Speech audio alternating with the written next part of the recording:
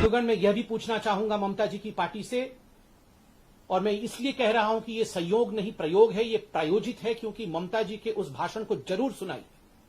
चुनाव से पहले ममता जी ने भाषण देते हुए कहा था एक दिन ऐसा भी आएगा, यह चुनाव तो समाप्त हो जाएगा, चुनाव समाप्त होने के बाद सीआरपीएफ भी अपने घर चली जाएगी, चलो थोड़े दिन रुक भी जाएगी, उसके बाद तो घर चली जाएगी, मगर उसके बाद का समय हमारा होगा, उसके बाद का समय टीएमसी का होगा, हम भी देखेंगे उसके बाद क्या होगा, हम भी देखेंगे।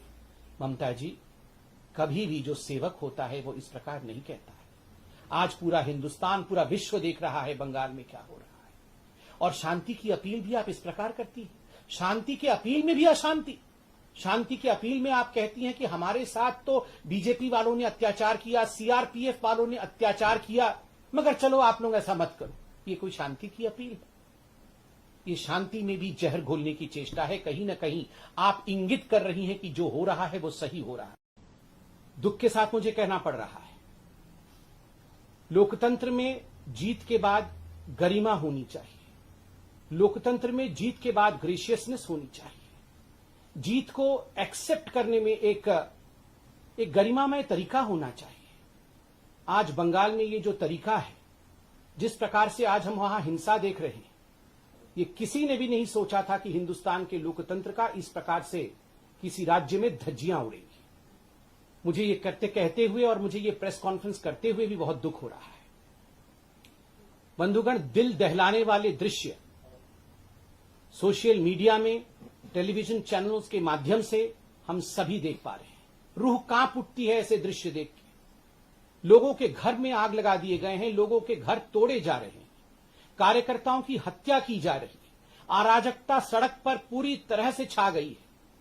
काले बादल आज बंगाल के ऊपर हिंसा के रूप में मंडरा रहे हैं, और संपूर्ण रूप से वहां जो प्रशासन है वो चरमरा गई है, वो समाप्त हो गया है। हमारे कार्यकर्ता हर मिनट, हर घड़ी हमारे नेताओं को फोन कर रहे हैं, और एक ही गुहार है, हमें बचा लीजिए, हमें बचा लीजिए, हमारे घरों को, हमारे घर वालों को मारा जा रहा है, हमारे साथ हिंसा हो रही है, हमें बचा लीजिए। सबका एक ही गुहार है। और मैं आज यहां स्पष्टतः बता दूं, ये जो कुछ भी बंगाल में हो रहा है, ये स्टेट स्पॉन्सर्ड है, ये स्टेट स्पॉन्सर्ड वायलेंस है। This is state sponsored violence.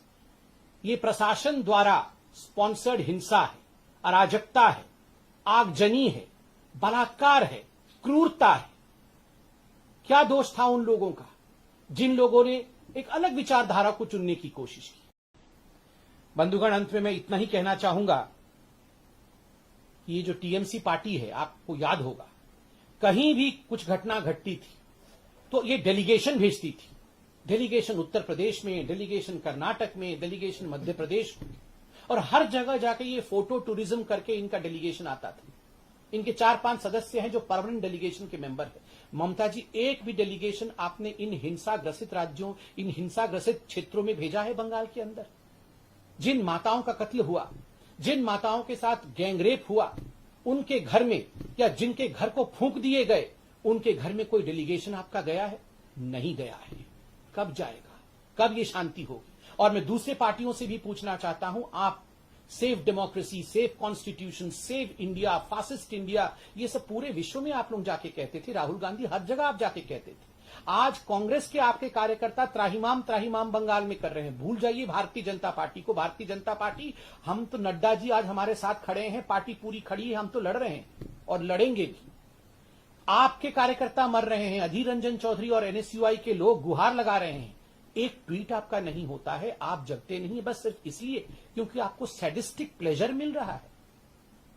मुझे बहुत दुख के साथ कहना पड़ रहा है कि जिस समय सभी को एकजुट होना चाहिए, क्योंकि हिंदुस्तान के डेमोक्रेसी, हिंदुस्तान के लोकतंत्र से बड़ा पूरे विश्व में कोई लोकतंत्र नहीं है। उस डेमोक्रेसी को अगर रक्त रंजित कर दिया जाएगा तो इसमें कोई पार्टी का विषय नहीं है, ये मानवता का विषय है। मानवता के लिए हमें एक होना पड़ेगा।